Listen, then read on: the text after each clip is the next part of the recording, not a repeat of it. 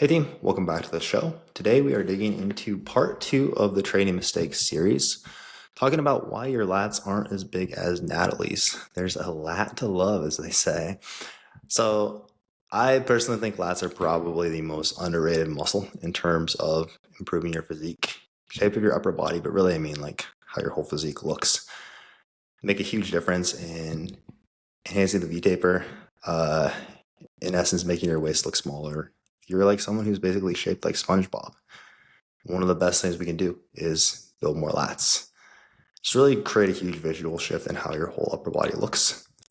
They're also a muscle group that hardly anyone knows how to train properly when they start coaching, which is sick because once we get people training them correctly, that means most people have the opportunity to make relatively quick progress here just because they never really trained them well. They've never been exposed to a whole lot of stimulus. So again, going to be digging into training mistakes people typically make with the lats. Just going to be a deep dive into how we can better correct this, better correct your lat training, what your lat anatomy is like, identifying good versus bad lat movements for your specific structure, kind of avoiding the most common setup and execution mistakes most people make that are preventing them from building their lats and ultimately get more jacked lats. Y'all have anything else you want to add on why lat training matters? Natalie, I'm sure you have something to say. Well, you stole mine, which I've said before, but I think it makes one of the biggest differences on a physique, regardless of the look you're going for. So if we're talking about like bodybuilding criteria or just like your personal preference for aesthetics and like the shape that you want, I think they do so much to give your physique actual shape. I don't know anyone I've worked with or potentially worked with who doesn't want a look of a smaller waist. And we can talk about things like waist training and like abdominal and core training, but 9 times out of 10, I'm going to be like, let's just get more lats. And like, we're going to improve the look of this. Um, and I think also, like, from a function perspective, it's a lot easier in our day to day to push versus pull. And we were just talking about this on our team call, talking about like a client's home gym setup and like what was available. And it's just so much easier to train like the pushing muscles, right? Like with equipment available and things like that. And like just your normal day-to-day activities, we tend to just kind of bias that a little bit more. So a lot of people are walking around with really underdeveloped backs. Travis? We're all good at pushing people away, but it's much harder to pull them closer to us. Right. Andrew, anything else you want to add there? I think like Natalie from like the like figure perspective, like that's important. But even if it's like, hey, we're chasing more like the bikini physique, Andrea, do you still think that lats are important? Yeah, because the waist size is still very, very important. And you, like Natalie said, you can train your core, and that might make a bit of a difference. Like, let's say, I don't know, half inch to an inch difference versus not doing those type of core training movements. But with the lats, it gives you so much more of that illusion of a smaller waist. And there's only so much you can do with your waist as far as like some of it is just your rib cage and you can't change your rib cage, but you can make your lats bigger and that does a lot for making your waist look smaller. Like in in figure they're looking for like the X and in bikini they call it an S, but really it's the same thing. It's just from the side. Got it. Okay. So Okay. I you was gonna want say. like the curve coming in from the lats into a tiny waist and then coming out for your glutes. Got it. Okay. Okay. That's kind of hard for me to picture, but I think we're on the same page. But yes, truly like so Martini. many, what's that? Yeah. Martini. So many clients will start with like I'm thinking of like someone with like a short, very short torso, and it is like, hey, I just feel like I'm so boxy, right? Like I want my waist smaller, but I feel like this is just genetically maybe we don't have broad shoulders and again like a short torso. That is like one of the best things you can do to create like more of that shape is focusing on bringing up lats more. All right, so let's get into then some foundational knowledge you need for the things we're going to discuss later to be helpful. Natalie, can you kick us off just helping us understand Lat anatomy. What do we need to know here? Yeah, so the lats comprise most of your back. So like we're talking about huge muscle here.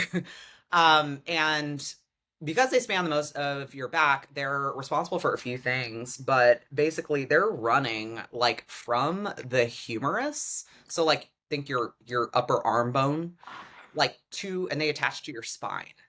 So already, like it's a fan-shaped muscle. So think about like this kind of like fan shape that goes like from your humerus to like attaching to your spine. So that's quite a span. Like that's a rather big area.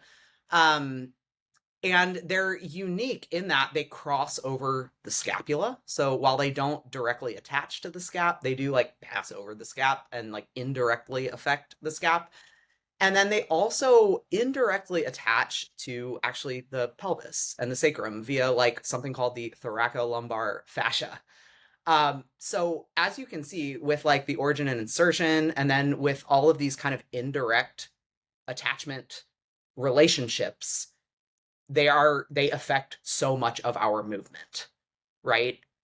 So like obviously they're going to affect the literal things like scapular like depression, uh adduction, internal rotation, but then because we have this kind of like indirect relationship to like the pelvis, they're also going to be responsible for like stabilizing basically our lumbar spine. So there's a lot to get into like within lat training from each of those perspectives. um Within the lat, this like giant muscle, there are three divisions. So you've got your thoracic, your lumbar, and your iliac divisions. And I think according to N1, they would say that there within those divisions there are like many subdivisions, but that is going to get like very granular. Didn't we Granular. go that So deep? yeah, for our purposes, there are three divisions of the lats. So upper would be thoracic, middle would be lumbar, and then lower would be iliac. Now, when it comes to like training those divisions, we look at the direction of the fiber. So the muscle fibers, like which way are they running? So like I kind of started this out saying they're a fan shape. You have to imagine like in this kind of like fan shape, we've got those like thoracic lats. You can't no one unless you're watching on YouTube, you can't see what I'm pantomiming. But like the upper like thoracic are going to run a little bit more like horizontal, and then you've got like the lumbar, which are going to be a little bit more like below that, again, like kind of fanning out below. And then your iliac, think more like up and down, very general. And we can kind of like mimic those fibers with our pulling patterns to bias certain divisions. Um, that really is my like 101 lat anatomy breakdown. Do you want to get any more granular than that? Or For not wanting to get granular, the fact that you brought up thoracolumbar fascia, I am got probably pretty deep there. No, I think that's very well put. Lats basically have a lot of functions going to help with they're going to be involved in all of our pulling movements. The Mhm. more we get to be like we're pulling overhead down, more of those like lower iliac fibers are going to be contributing. The more horizontal or even like more of a like up, like low to high type row we're doing, the more we get into like thoracic, the lumbar kind of in the middle. I think that's a pretty decent summary, yeah. And also, we're not just working these in isolation, right? Like they're gonna be all contributing to a degree. It just kind of depends on if we're like more horizontally pulling, more vertically pulling. But then again, they are very important for like helping stabilize, like you said, the thoracic region of the spine, correct? Like and lumbar spine. Lumbar spine. Yeah. Basically, large part of our spine. Yeah. Very important. Make you look more jacked. Anything else to add from either of you? Sure, we'll get into it. All right, let's get into mistakes. Coach Andrea, what would you say is like the biggest thing that stands out to you in lat training mistakes people are making? One of them would be improper elbow path.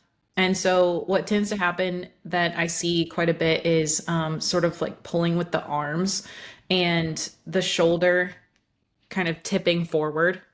And so, the elbow, instead of sort of like think about an overhead vertical pull driving down or a horizontal pull more driving down, where with the vertical pull more like pulling backward and the shoulder tipping forward, and with the horizontal pull, shoulder tipping forward and driving more backward. Does that make sense? It's hard to describe visual, like without the visual. Does it make sense how I explain that though? So basically, like, let's say we're doing like a single arm cable pull down on like a vertical pull. It sounds like you're saying rather than like your elbow kind of staying more under your wrist, it's almost like in your elbow traveling down. It's more like pretty strong, like our elbow basically comes back more than it comes Yeah, like down. driving way back behind the person is Okay. typically what I'll see with the Okay. elbow. Okay. And that kind of encompasses quite a bit of what we're going to get into too, like with scapular movement. That's a lot of what's going on there. But basically, if I think about it really simply, it is we're thinking about driving the elbow back behind us, and that ends up in us pulling with the arm versus actually being able to contract the lat. So what would you tell someone to do instead here? Like, what's the fix? Typically my cueing, because I'm always trying to keep cueing as simple as possible to get the result that we want. So what I'm typically cueing there is drive the elbow downward. So Mhm. on a vertical pull, think about trying to drive your elbow down into your quad, and then on a horizontal pull, imagine you're trying to scrape the top of your quad with the handle and then stop at the side of your body. Yeah. Okay. I think That that usually will fix quite a bit of it. And then from there, usually the next follow up, the next time we see that movement is talking about what the shoulder is doing. yeah. Okay, which kind of ties into mine, which was Exactly. Yeah. poor scapular movement. Basically what we have going on the shoulder blade. So okay, I kind of see where you're at here. That was just leading into mine nicely. Okay. So like when we're doing a vertical pull, think like again like a single arm cable pull down, pulling out from overhead. People will start shoulder blade pulled up or kind of in this shrug position, and very commonly what we'll see is they kind of stay like shrugged up, kind of like a shoulder next to ear the entire time. And we don't really get like your scapula should be, your shoulder blade should be moving downwards. It should be pressing kind of inwards. But a lot of people don't really get that at all. Basically, we're just seeing like movement, rotation at the shoulder joint. The arm is rotating like down and back, but we're not actually getting that scapula down at all, which we're going to They're need to staying just, protracted the whole time. right, right. Basically, like the shoulder blade just really isn't moving, and we're kind of in this shrug position. So we want to see some downward movement at the scap, a good amount. Um, I'll say on the flip side, I know that like it's something that that's been an issue for me in the past is almost focusing too much on. I don't really like the cue either. Like I don't like people to think too hard at the start about like really just try to pull your scap down in isolation.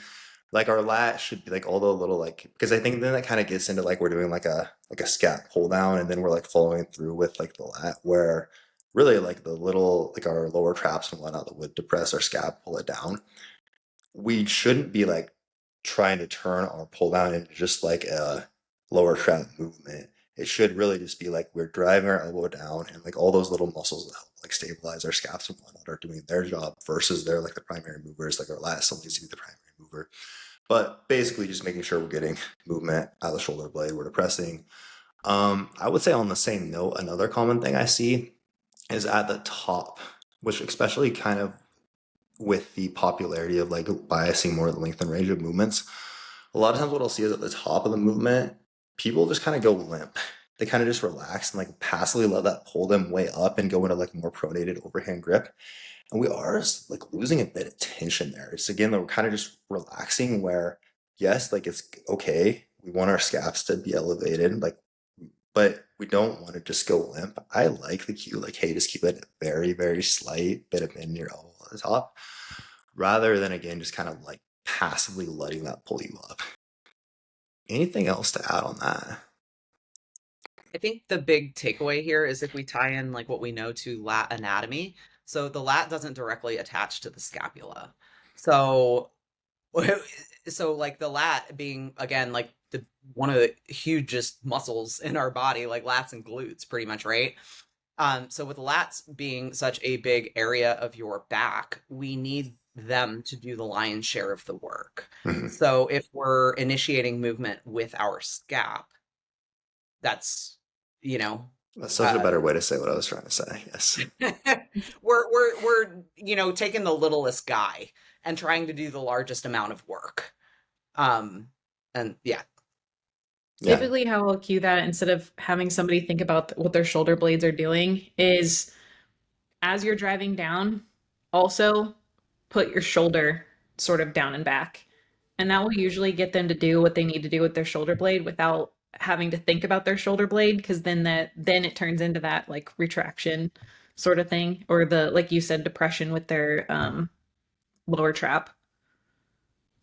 It was very well put. Natalie, what do you got for us? Biggest mistakes you see? really trying to decide where I want to go here because I feel like You have a everything that we're lot, yeah. It I all know kind of ties together, though. it's like I feel like you can't really talk about one without talking about some of the others. Um, let's see. I actually like don't know where I want to go based on what you guys said. Because I said things like shrugging shoulder. I'll go with like the first thing that I listed, which is a programming mistake, and that would Sure. be redundancy. So with our lat training, and I think we'll probably get into this again later, but with our lat programming and our lat training, we typically want to be pulling in multiple angles, multiple planes, right? So like think something overheads, think like so a pull down, and then think something horizontal like a row. And a lot of times what we'll see is, everyone pulling every which way everywhere. And there's a lot of crossover. So when we start getting into like some of these different divisions of the lats, and like we did start out this episode saying you could like bias certain fibers of the lats, which is true. I find that in practice and like practical application, most clients aren't really needing to be pulling every which way in Would like agree, every yes. session. There's like tons of crossover. And more to that, which kind of leads to a point that you already made, Jeremiah, which was like just poor shoulder function. You said poor scapular movement, but I'm gonna call that poor shoulder function. So like if we if we have poor shoulder function, like poor scapular movement, now we're just throwing like every pulling angle possible on this on this client, and like we're just kind of like reinforcing bad habits where like we could, it's like a shotgun approach to lat training, really. And what I find is like actually there's not really much lat training at all happening. Like this is typically someone who is like using the scap as the primary mover, which it's Mhm. not. Um, and I think all that ties into just like redundancy. It's like, well, but my lats aren't growing, so let me take the shotgun approach and just like throw more at it. And it's like, actually, we could just be a lot more targeted, and we could actually just move better and move properly, and likely see the growth that we haven't seen because we've never actually trained our lats properly. Like most of our conversations, just adding more is very rarely going to be the answer. And it sounds like that's what you're saying here as well. Oh yeah, that's what I mean by redundancy. I think less and less, like I've started the single arm, like some type of single arm pull down, especially, which I find for most people seems to be the most difficult to master. Yes. I've a lot more frequently lately as well been programming like twice a week where we're going to be doing the same variation of that because like the skill of that is so hard for people to get mastered that it just gives us so much more opportunity to practice it. Yeah, I find the overhead position in particular is like the most challenging for most people. Hmm. And it's clients get frustrated with it. I get frustrated with it. It's like there's a lot going on there. There's a lot to master. Yeah. Andrea, what do you have in the for us next? Crunching down as you pull. So as you finish the pull, really. Um, so what I mean by that is somebody will be driving down with their arm Hmm. for like 3/4 of the movement, and then the last quarter of the movement is just rib cage coming down, Hmm. which obviously is not contraction of the lat, that's more contraction of your abs. So Hmm. um what I'll typically cue there is to keep their spine tall, and that will usually keep just sort of automatically keep their chin more neutral and their sternum more up so that they're not trying to finish off the movement by just sort of muscling it down with their whole upper body. That's a very hard one to avoid. Do you think that is that just like we're weaker in the short position? What do you think it is that it's so hard to like not crunch like on a vertical pull? Like a single arm vertical pull, especially. I feel like it's so hard to avoid. Yeah, I think that probably some of it is weakness. Probably some of it is also, um, well, it probably is weakness because then your body is just sort of trying to get the arm down at any cost. And so Right. your brain, instead of staying in the hardest part of the movement, your brain goes, get the arm down. And your natural reaction is to do that with all of your muscles instead of just the Yeah. lat, because that's a lot more uncomfortable. Yeah, your body will naturally just shift to like, hey, what can we recruit here that is stronger to make this easier, basically. It's kind of like when you're doing an overhead press and you flare your ribs out, or if you're standing, you'll like go up on your toes. Like just get the weight up in any way you can Yeah. rather than using the muscle. Okay. Okay. For sure. So, like, using, just to add on to that, but using like the logic that we kind of talked through last week with the glutes, like when we're training something, we typically want to move something origin to insertion. So again, looking at the fact that like, you know, we're attaching to the spine and we're going around the rib cage and attaching to the humerus, we don't want to move the rib cage. Like that's neither origin nor insertion, really. Hmm. So like we want the thing that's moving to be the arm, the humerus, Hmm. right? So if we're moving the spine, like then we're moving origin and insertion. And like we're crunching with the rib cage, we're moving the rib cage. So you really want like the humerus, your arm, to be the thing that's moving. Yeah. So try to keep everything else stable. I think that's very well put. On single arm pull downs, like a single arm pull down movement, again, this typically looks more like we're kind of crunching forward and to the side.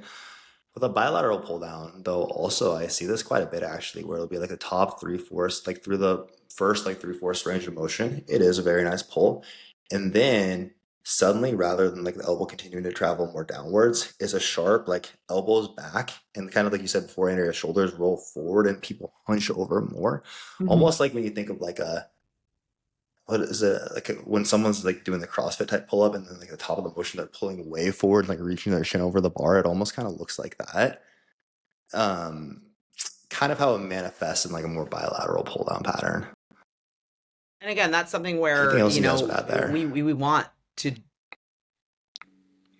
yeah, like Sorry, go ahead. that's something where we want, oh, sorry, you I froze think on there's me. a lag. I know. Yes, my bad. Go We on. want, we actually want those scaps to depress, right? So like if the shoulders are shrugged and we're just crunching down, we're missing out on scapular depression there. And that's the only way to keep getting the arm down without Right. pulling your scaps back. Right. I'm depressed enough as is, honestly. I would say now, I don't think this is like the biggest mistake you could make. Again, like I don't think the lengthened range is the end all be all necessarily for lats, but I do still think in the ideal world, most tissues we're challenging through their full contractile range. So I would say like only like focusing very much on short position movements, like if we're doing like a cable row, we fail in the short position, like we're gonna be weakest at the back of the rep. So like a pull down, the bottom of the rep and our elbows close to the side. Same thing for like a rowing pattern. But I mean, we could still get so much more out of like the mid range and lengthen. Like you continue to do like half reps, partial reps for a long time as we're challenging the tissues a little bit more in that lengthen range. But like from an exercise selection perspective, if we have like equipment available, if we don't, it's not the biggest priority for me. But if we have equipment available that could also challenge the lats more in the lengthened range, so like most of our cable work, our dumbbell work, basically we will get the resistance there is going to stay quite similar. Whereas, so it's basically like wherever we are naturally going to be weaker is where the body is, or where we're going to fail first, which is again in that short or more contracted position. So if we only have like cables, dumbbells, typically barbells, unless we're messing with like a landmine, it's going to be a little bit more short bias work, going to be hardest in the contracted position. That's where we'll fail first. But if we have like some plate loaded kit, a few specific pieces we can challenge, we have movements that suddenly will be harder in the lengthened position. So like T-bar row is a really good example of this, right? basically the pivot point and the weight that we're lifting are furthest from each other at the bottom. So that will be harder, and the more stretched or lengthened position gets a little bit easier as we come up. This is another like a stepped back hammer strength row. The plate loaded hammer strength row, if we like put our hand into the pad rather than chest against the pad, we take a step back. There's another very nice one where it gets easier as we get weaker, as we row back, a little bit harder at the bottom. Really, like, of course, like all the prime fitness equipment, if we have that available, very nice way to make things more linked and biased, more applicable to most people. If you have like a pull down machine where that lever arm that you load the plate on is horizontal when you're at the top of the rep, like in the stretch position, that will be more biased towards the lengthened position. And as that arcs up overhead, it will get a little bit easier.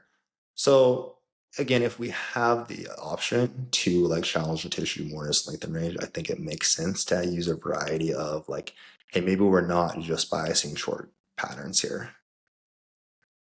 Anything else on that before we continue? Just want to rub in that I don't have the Nautilus row anymore.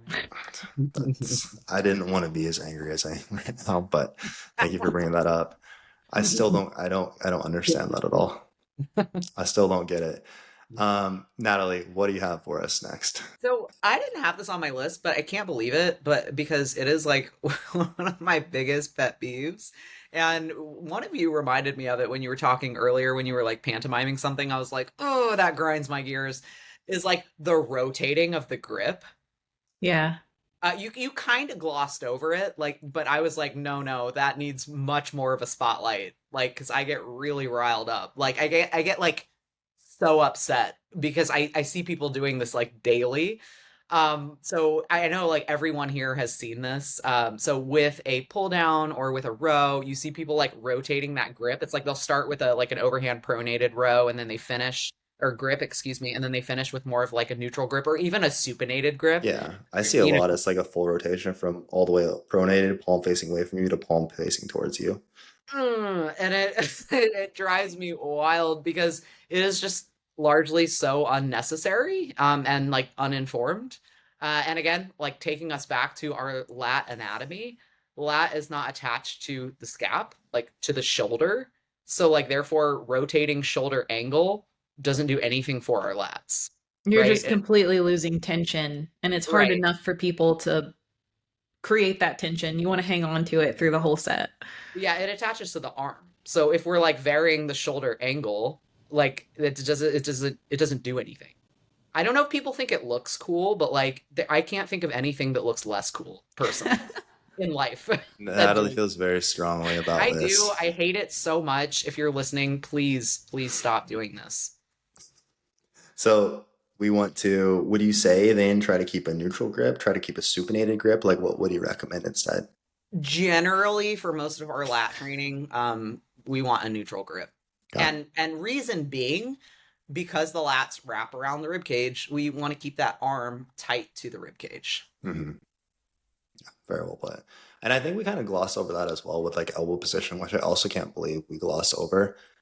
We're looking at arm path, generally, if we're pulling down, our arm should be, I mean, it's like a wide grip pull down, we're still going to get a good amount of lats there. I do like that as a lat movement as well. But like generally, we're going to want to keep arms tight to the body. So your elbow is coming like your upper arm is quite close to your rib cage, whether we're rowing or pulling down. It shouldn't be flared out extremely wide. The wider we're going to get with like a row, especially, the more of our upper back we're going to get involved. And like those upper lat fibers will still be quite involved there. But typically we're going to want to try to keep those rowing movements quite rows and pull downs like arm close to the body. Andrea, did you have anything else you wanted to add here? Let's see, Natalie, for you, we covered redundancy, shrugging shoulder, emphasizing retraction. Fill us in on that. All right. So when we like actually retract the scap, what happens is like you're using actually more of the upper back, so like the rhomboids and the traps. And if you look, like if you Google back anatomy or something like that, upper back like traps, rhomboids, you can see that like the rhomboids are diagonal, right? They're like rhomboid shape, appropriately Very named. fitting name, yeah. Right. So like if we're moving in the direction of the fiber, like what do the rhomboids do? They retract, right? And like what does that look like? It means like the shoulder's gonna shrug up a little bit, Mhm. right? So like a lot of people with their back training think they really need to like emphasize this like pulling of the scaps together, like, Mhm. oh, like pin your scaps back. And what we end up getting is like that kind of like upward rotation. So I think like overly emphasizing that like retraction is problematic. Do you have, if someone's doing a lat bias row on the same vein, do you have a problem with them like driving their elbows back behind their body? Are you normally going to say like, hey, let's stop at the midline? Or are you okay with people like driving elbows back further still? Because a lot of times if we are getting like elbow too far behind the body in a row, we're going to have to retract quite a bit more to get there. Right. It depends on the movement we're doing, but since you did say something like a lat bias row, so something like a lumbar lat row or like a Hmm. single like row, something like Hmm. that, I'm not going to want that elbow to go past the body. Okay. Okay. Because I think you'll Oh, find, like, even if you're kind of like mimicking it here, like as just like sitting here, like mimicking the movement, like as your elbows are a little bit wider, maybe, and they travel back a little bit further, like, guess what starts to happen? it was shrug. And I think that's one of the hardest things like a row for people to typically get down. So many people, again, and I think it's just because people typically think like we need to pull our shoulder blades together whenever we're rowing. It seems like for some it's so deeply ingrained where anytime they're doing a rolling movement, the first movement we see is kind of an upward Yep. shrug. I always cue like, hey, just think first movement is your Down. elbow moving down rather than shoulder blades moving up. But that can be quite hard for people to get mastered initially. It is, and like I'm guilty too. Like if you're a client of mine and I've used the words like retraction, retract, like shoulder blades together, sometimes, kind of like we talked about last week with glutes, sometimes I like over cue something to get the end result that I want. Hmm. So, like sometimes taking some of my cues like out of context is not necessarily like appropriate or what we want. So I apologize if I ever confused anyone here. But typically, like I will sometimes like over cue if I feel like that's needed to get someone in the position I want. But if anyone takes anything from this episode for lat training, like just think down, elbow down, down, down, like down, not back. I feel like I say that so many times. Like think down, not back. Absolutely. When we're doing a vertical pull down, we could say like a cable single arm pull down, bilateral pull down. What would you guys say is like your most common, like a standard gym, like when we're looking at like a lat pull down type? What's the most common you guys would program? I really like to do a single arm pull down, but where we're on like an adjustable bench Uh-huh. and you're bracing your non-working arm on the bench, if that makes sense. So you're straddling the adjustable bench backwards, and your Yeah. non-working arm is braced against that bench, and you're pulling with the other arm. Yeah. I think that just like that gives us a counter force, which is important for stabilization, and it helps those earlier points that we talk through in terms of stabilizing the spine and the rib cage so Hmm. that the thing that's moving right is like the humerus, Yeah. driving that elbow down. So that would be my preference. That can be like, unless we have like a, like prime machine or something like that. That would be my preference, but that can be a real pain in the ass for people to set up. Like sometimes they're like dragging a bench across, and bless you if you're one of my clients and you dutifully do it and without complaining. But I've definitely been in some Planet Fitnesses where I'm like dragging it across the entire The gym, lunk and I'll alarm do just it. going crazy. Yeah, I will do it. But in that case, like I know a lot of us, meaning the three of us, have put clients on like a half kneeling pull down, because again, with that half kneeling, you do get a little bit of that like counter force, and like if we can put that on a traditional pull down machine, so think your like traditional wide grip lat pull down, like most every gym has that, right? If we can get you like half kneeling behind it, and we can kind of set you up to where you're half kneeling and your non-working side is like pushing against the pads that would be on your quads. Again, then we get a little bit of a counter force there.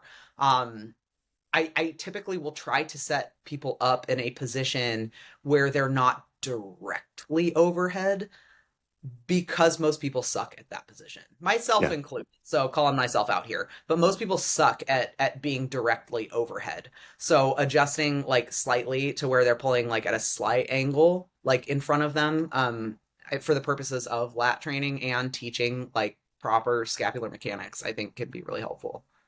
So my follow-up question there was going to be, how do you guys coach like what someone's torso angle is? Meaning, is it like, hey, we want to stay upright? Do we want to lean back a bit as we're doing like these more iliac bias pull downs, like these pull down type movements? What do you guys typically coach there?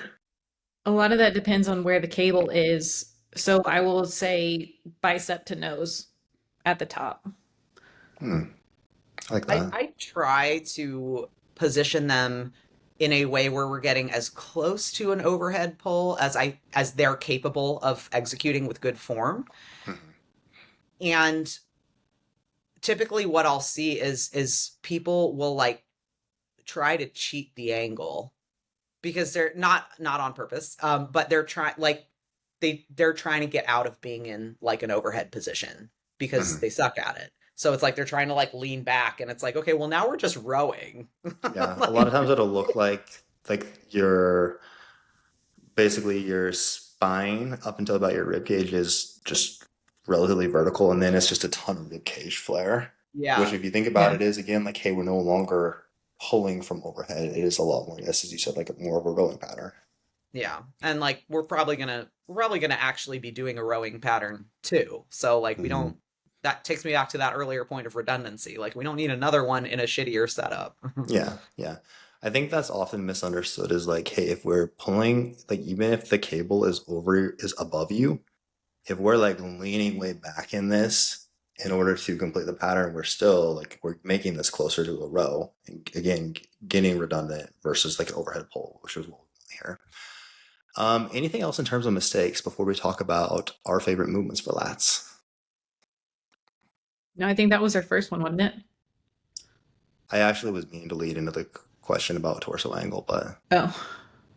I think we touched on this, but I think calling it out specifically, like if there are issues with shoulder or scapular function, not addressing those. Because if, like we kind of talked about with the anatomy side of things, the lats don't attach to the scap, but because they pass over the scap, like they are indirectly involved. So if we don't have proper scapula mechanics, like they're not depressing as they should, they're not like elevating as they should, scaps aren't moving about the rib cage, then it's going to be near impossible to actually train the lats. And what this presents as is again like what we started out saying was like using these little stabilizer guys to do the lion's share of the work. And again, because the lats are such a big muscle, like they need to be doing the heavy lifting here. So again, I feel like we've touched on this in nearly every point, but just like calling out specifically like lack of shoulder function is just that's I think one that we see so commonly. Um Sorry if that was redundant, but no, I think that's an important point though to like touch on multiple times. Okay. So it sounds like in terms of favorite movements, this like single arm pull down, not like set up in the lat pull down necessarily, but it might be like a lat, like a functional trainer, or maybe you're in a lat, like we're using the lat pull down pulley, but we're on a bench, braced against the bench. Sounds like for everyone here, that's probably one of our four movements, correct? Okay. Number two, I would like to contribute. I think from the perspective of like a lot of people have this available, I do like a T-bar row, like a neutral grip T-bar row, driving elbows neutral or even like semi-neutral if we don't have a neutral grip, driving your elbows low towards your hips, depending on the kit and like how the person fits the T-bar row. Generally, that can be quite a good for like those upper two divisions of the lat. That can be quite a good option for us for rows. I like how it's stable, more lengthened biased. And just again, a lot of people have this available. Agree, disagree? yeah, I've I actually it's run into so many people not having this one weirdly. I was gonna say like I first and foremost like nary a T-bar row I have found that I like for my body. Like they're just like it's like they're really heavy for like a lot of ladies, or like the grip is too wide. Because again, we did talk about, wanting to keep the arms tight to the body. It depends on Hmm. like rib cage like shape and all of that stuff. But like I'm with you in theory. If I could have like a neutral grip T-bar row absolutely. But Yeah. contingent upon actually having one. I feel like I have a lot of clients who have T-bar rows who seem to fit them very well, but I also feel Is like that your screening process for taking new clients? yeah, if it's like you don't have good back equipment, all right, I'm send you to Andrea. Just kidding. Uh, okay, so then for like a rowing pattern, what would be y'all's number one pick? I have a lot of people just doing like a cable single arm row. I Yeah, And I like it. think same. something that we haven't mentioned, because it doesn't really fall under like mistakes so much, but it's absolutely worth shouting out, is prioritizing unilateral movement training for lats. Mhm. And this is due to the nature of those muscle fibers and the fact that it's a fan shaped muscle. So, like, you've got these fibers kind of like running every direction. So, and then also the kind of like unique nature of each individual in terms of how they're built. So, like, the distance from like shoulder to shoulder, shoulder width rather, and then also like rib cage, like shape and convexity. Like, we can really, we made a big deal talking about like not laterally crunching or like crunching down with like your lat training, but what we can do is like alter torso position and like adjust you to your setup, like based on the equipment you have available to set things up better for you in terms of like your lat fibers and like how your like the unique nature of like your biomechanics and the equipment you have available. So kind of like rotating your torso angle, or like a big one I use a lot with like pull downs is like, hey, we want to like scoot your butt like over, because again, if you think of like the lats and the rib cage, it's kind of like that V taper, right? So a lot of times if you're just sitting square in the machine and you're pulling straight down, that arm's like not actually really tight to the body. So sometimes we just need to like scoot your butt over a little bit so we can like line up your like arm a little bit better with the machine and then keep it tighter to the body. So like depending on if you have like a diverging or converging like nerd speak for like, different kinds of equipment, we might need to adjust like where you're sitting in the machine. And these are things that lend themselves more to unilateral training versus like you can't really do that bilaterally. So again, just like the customization that we kind of can inject into your lat training, we have so many more options available to us with that unilateral or one arm training versus bilateral. So gotta shout that out. You're saying basically it's easier to keep the arm tight to the body. I thought what you were getting at is because our lat does kind of wrap around the rib cage, similar to Mhm. how we talked about last week, how the glute max kind of wraps around the pelvis to attach to the femur. Similar here, the lat kind of wraps around your rib cage to attach to your upper arm bone. Mhm. So I thought where you were going to be going with that is like we can get a little bit more lengthening of the muscle if we're like kind of like if we were doing a single arm cable row, if we were to like let's say we're rowing with our right arm, if we were to scoot to the right a bit because our arm will kind of come across our body at the front, which also is kind of the position that's going to allow us to better keep our arm close to our rib cage as we're rolling back. Yeah, you can go that direction too. I actually kind of started out in that direction and then I like shifted to Okay. the other direction because I was So like, like I do think, sometimes I think like the whole lengthening thing gets a little bit overplayed, and that's when you I get would people like agree. really like Yes. overemphasizing that like reach, Mhm. which might go into like the category of like mistakes that I see. Correct. Yeah. But yeah, like you just like, altering your positioning.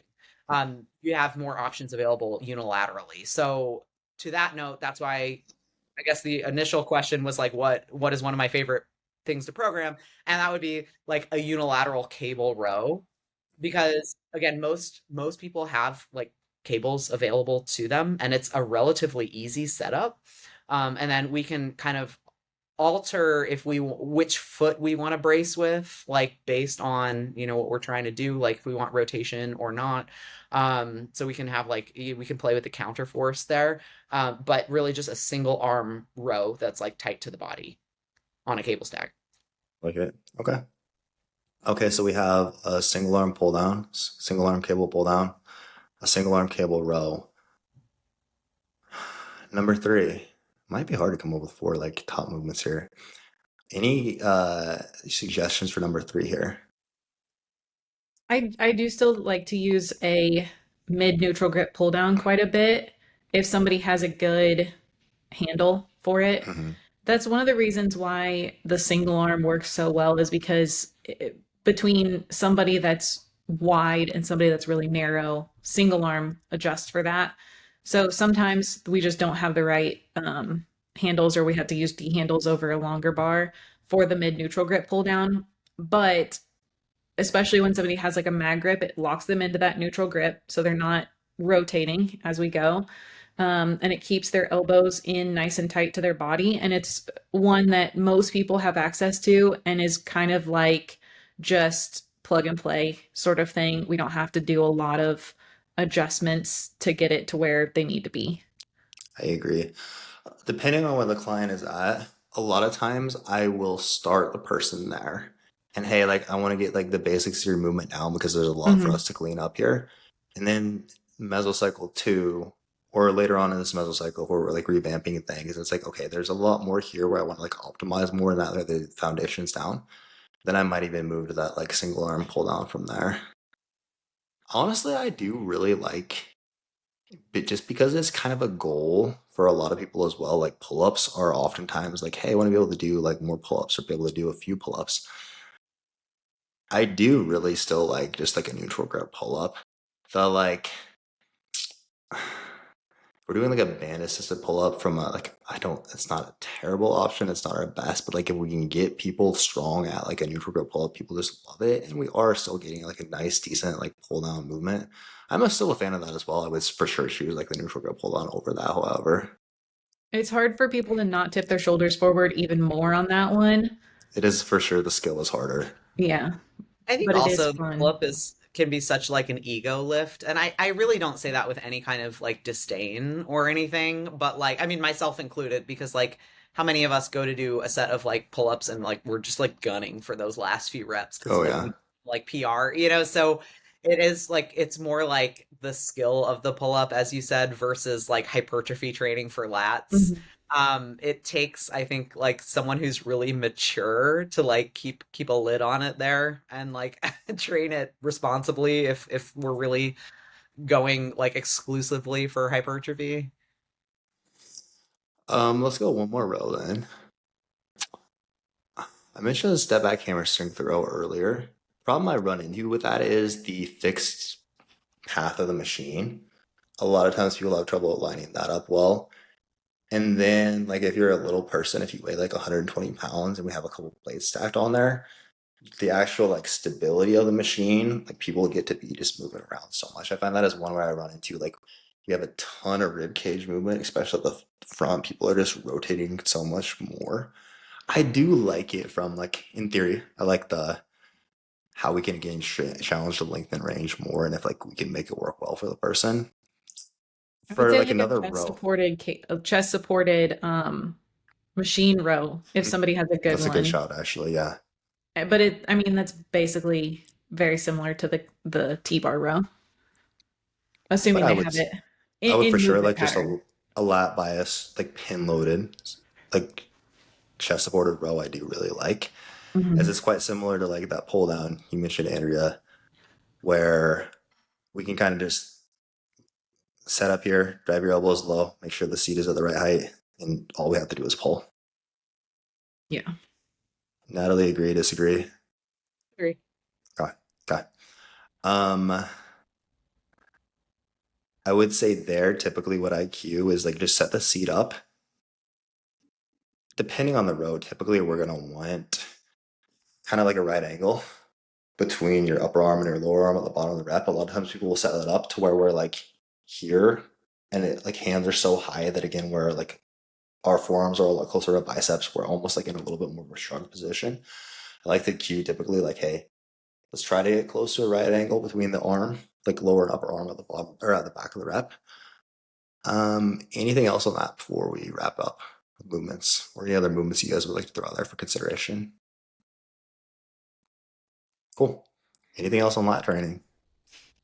Go ahead, Natalie. Yes. So, in terms of movements, which will tie in another important point that we brought up earlier in the episode, um, I have been using a lot of like one arm dumbbell rows It's because making a this comeback as well for me. totally making a comeback. It's like the new hotness. on the elevated coaching systems team. Obviously you're going to get like some lat work out of it, but like we started the this episode out by talking about like the anatomy, and we're talking about like training like muscle action versus muscle function, things that we learned from prescript, like things like pull downs and rows are going to train like the action, right? But we did mention the function, which is like that lumbar stabilization, like again because we have that thoracolumbar fascia that is indirectly kind of linking our lats to like our pelvis and our sacrum. Something like that one arm dumbbell row where there's going to be just like some inherent like rotation, and so like therefore anti-rotation stabilization, like that's going to get trained as well. And I did kind of touch on this a little bit with like that one arm like lat row on a cable machine, for example. And I mentioned, oh, you can play with like which foot you use as a counterforce to stabilize, like depending on the rotation that you want. So like that deserves an honorable mention, I think, is training that function, because the lats are such a big muscle that they are involved in so much of what we do, like the posterior chain. So like our deadlifts, right? Conventional RDLs, like things of this nature. So if we, do have weak lats, we can't connect with them, or they're not serving as that, that helper in terms of like stabilization and function. That's when we do tend to see a lot of like lower back problems. Likewise, like with our glute training, I know we've talked about like the posterior oblique sling there, how it's like your, left glute is kind of linked to your right lat, like via the thoracolumbar fascia, like things like there's all of these connections to our lats. And so like this is another reason like it behooves us, not just aesthetically, to actually learn how to train our lats properly. So like, yeah, you're gonna have that nice like V-taper snatched waist, but also like all of your posterior training is gonna be a lot better too, and you're probably gonna be a much more like capable, able, and functional human. And when you're programming this, I'm assuming we're not doing like when most people think of a dumbbell row, I think they think of my knee. I have a knee and a hand on the bench and I'm just rowing with the other. I'm assuming that's not how we're programming it, or is it like both feet on the ground, one foot on the ground? I typically do both feet on the ground, and like you can play with which foot is forward. And then also I'll typically have their non-working side hand braced on like an adjustable bench. And so it's not a flat bench, but the bench is like set up like you were doing an incline dumbbell press, for example. Yeah. And your hand is, and that's because that like mimics that resistance profile. Like, because like you want to mimic like that curve, like for the actual purpose of a counter force. So like variables that you can play with there. Okay. Like it. Anything else to add before we wrap this up? Yes, I would like to add one more, one more piece here. And that is an honorable mention for our little friend, like the Teres major. Shout Because out to this Terry. have to. So like again, I would encourage, if you're like really a nerd for this stuff, I would encourage you to like Google image search these things so you can like look at the muscles as we're talking about them. But like I really like aesthetically a Teres hang personally. I like the way that a developed Teres look on the back. Um, and I don't think most people need to like directly train their Teres, because it does get indirectly trained like with our lat Just do an training. overhead pull down really badly. That's my Yeah, that's my and so again, like so the funny thing is it shares the same like the same action as the lats. So totally the same in terms of like depression and adduction and internal rotation. It shares all of those things. However, it attaches to the scap.